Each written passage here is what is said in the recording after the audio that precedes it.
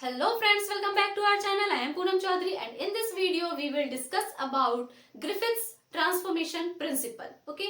जिस टाइम पर हमें ये नहीं पता था कि हमारा जेनेटिक मटेरियल क्या है, उस टाइम पर बहुत सारे साइंटिस्ट एक दूसरे को ये बताने में लगे हुए थे कि जेनेटिक मटेरियल हमारा क्या है। कोई कहता था आरएनए हमारा जेनेटिक मटेरियल है, कोई कहता था डीएनए है, कोई कहता था प्रोटीन है। तो इस चीज को प्रूव करने के लिए बहुत सारे साइंटिस्ट एक्सपेरिमेंट करते रहते थे और इसी को प्रूव करने के लिए ग्रिफिथ सर ने एक एक्सपेरिमेंट किया जिसे हम कहते हैं ट्रांसफॉर्मिंग प्रिंसिपल।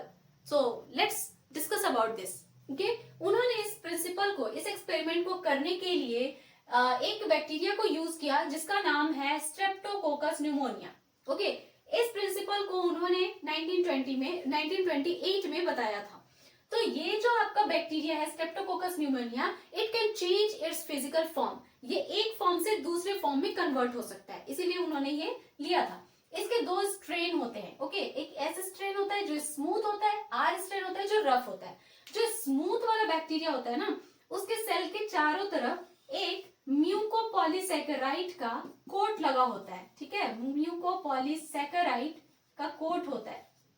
अब ये क्योंकि कोट लगा है इसके बाहर, तो ये प्रोटेक्टेड है, मीन्स ये ज्यादा हार्मफुल है, इसको हर चीज से प्रोटेक्शन मिला हुआ है। ओके, तो ये क्या है आपका इन्फेक्शियस है, इन्फेक्शियस है ना, ये डिजीज कॉज कर सकता है और वायरुलेंट भी बोल सकते हैं इसको।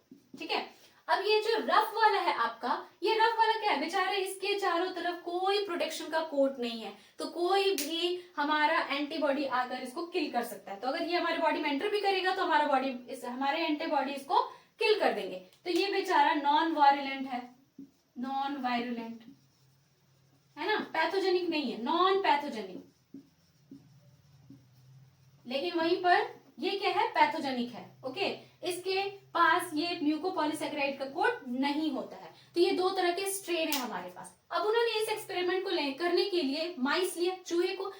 सारा एक्सपेरिमेंट बेचारे चूहे लोगों पर ही किया जाता है, इसीलिए एनसीईआरटी में अब चूहों के लिए एक रिस्पेक्ट दिया गया है और उन लोगों के लिए वर्ड यूज किया गया है सेक्रीफाइस। सर्वाइव डाइड वर्ड को हमने सेक्रीफाइस से उसको रिप्लेस कर दिया है ताकि उन्हें कुछ रिस्पेक्ट मिल सके। ओके, तो उन्होंने कंडीशन लिया और उसका रिजल्ट क्या हुआ हम देखेंगे। सबसे पहले उन्होंने माइस लिया और माइस के अंदर इंजेक्ट कर दिया आर स्ट्रेन को, इस वाले स्ट्रेन को, बेचारा जो नॉन पैथोजेनिक है। ओके, तो माइस के अंदर इन्होंने आर स्ट्रेन को इंजेक्ट किया। अब माइस का जो इम्यून सिस्टम है उसने आर स्ट्रेन को किल कर दिया, क्योंकि इसके पास तो कोई म्यूकोपॉलीसैकेराइड का कोट है नहीं, तो ये बेचारा किल हो गया और इसीलिए माइस सर्वाइव कर गया, वो बच गया क्योंकि इसने ही किल कर दिया इस बैक्टीरिया को। नेक्स्ट कंडीशन उन्होंने लिया माइस प्लस एस स्ट्रेन, क्योंकि इसके पास प्रोटेक्शन है। तो क्या हुआ, माइस डाइड। माइस डाइड क्योंकि माइस को इसने बहुत ज्यादा इन्फेक्टेड कर दिया, तो इसके वजह से जो चूहा था उसकी डेथ हो गई। ओके, उसके बाद थर्ड कंडीशन उन्होंने क्या लिया, mice plus heat killed S strain. S strain उन्होंने लिया बट उसको हीट किल्ड कर दिया, मीन्स गर्म करके उसको मार दिया। हीट किल्ड करने की वजह से ये क्या हो गया, इसका पावर खत्म, तो माइस सर्वाइव, माइस अब बच गया, क्योंकि ये तो मर गया ना बेचारा, किल्ड हो चुका है, तो माइस जिंदा है। नेक्स्ट कंडीशन उन्होंने क्या दिया, माइस प्लस हीट किल्ड स्ट्रेन। ठीक है, मरा हुआ ये बैक्टीरिया को उन्होंने इंजेक्ट करवाया और उसके साथ उन्होंने आर स्ट्रेन को भी इंजेक्ट करवा दिया, मीन्स दोनों बैक्टीरिया, ये मरा हुआ इसको लिया और इसको भी इंजेक्ट कर दिया। तो रिजल्ट क्या था, अब रिजल्ट आएगा जो वो था माइस डाइड।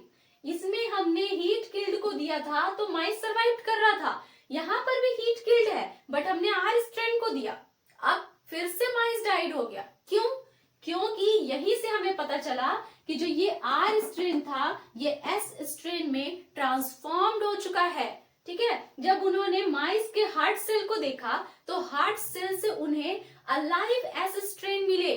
ठीक है, हमने एस स्ट्रेन को किल्ड करके डाला था, लेकिन जब उन्होंने माइस के हार्ट सेल को देखा तो हार्ट सेल में अलाइव जिंदा एस स्ट्रेन मिले, जिससे ये पता लगा कि जो हमारा जिंदा आर स्ट्रेन था वो ही एस स्ट्रेन में ट्रांसफॉर्म्ड हो चुका है। मींस एस स्ट्रेन के जो डीएनए थे वो आर स्ट्रेन में आ चुके हैं और उन्होंने उस आर स्ट्रेन को एस स्ट्रेन में ट्रांसफॉर्म कर दिया है और इसी की वजह से इसका नाम है ट्रांसफॉर्मिंग प्रिंसिपल।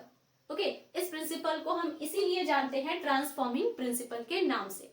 नाउ उसी ग्रिफिथ्स ट्रांसफॉर्मिंग प्रिंसिपल को 3 साइंटिस्ट ने मिलकर उसका बायोकेमिकल कैरेक्टराइजेशन किया और ये पता लगाने की कोशिश की कि हमारा जेनेटिक मटेरियल आखिर है क्या।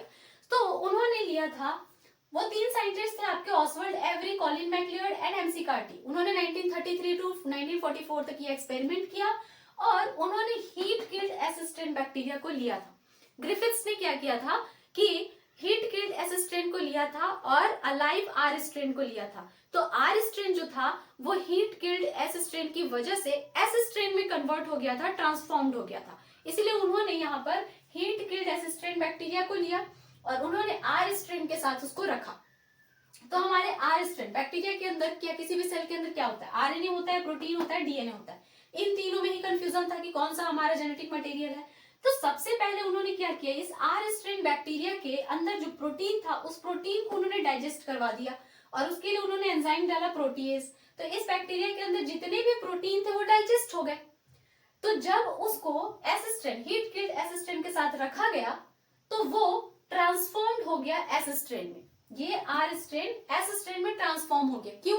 क्योंकि ट्रांसफॉर्मेशन की वजह तो डीएनए है ना, क्योंकि डीएनए ही तो ट्रांसफॉर्म्ड हो रहा है और उन्होंने क्या डाइजेस्ट करवाया, प्रोटीन।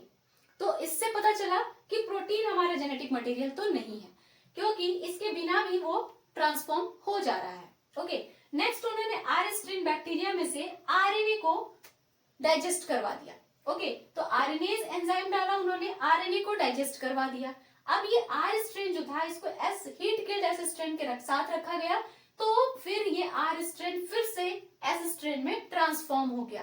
क्यों? क्योंकि डीएनए की वजह से। RNA is not our genetic material. Okay, तो यहाँ ये पता चला कि आरएनए भी हमारा जेनेटिक मटेरियल नहीं है।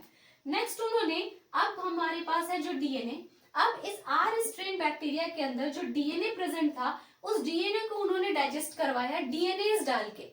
ये एक एंजाइम है डीएनएज, जिससे कि सारा डीएनए उसका डाइजेस्ट हो गया।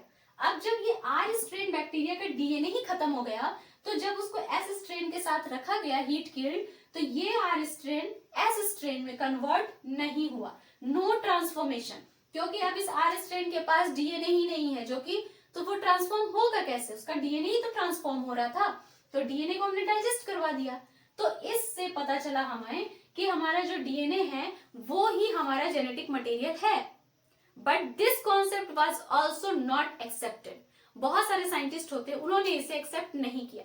आगे फर्दर एक्सपेरिमेंट हुए और उस एक्सपेरिमेंट के बारे में हम नेक्स्ट वीडियो में देखेंगे, जिसे हम कहते हैं हर्शी एंड चेज एक्सपेरिमेंट। तो हर्शी एंड चेज एक्सपेरिमेंट ने ये प्रूव किया कि DNA is our genetic material. So stay tuned for further videos and subscribe my channel for more such videos.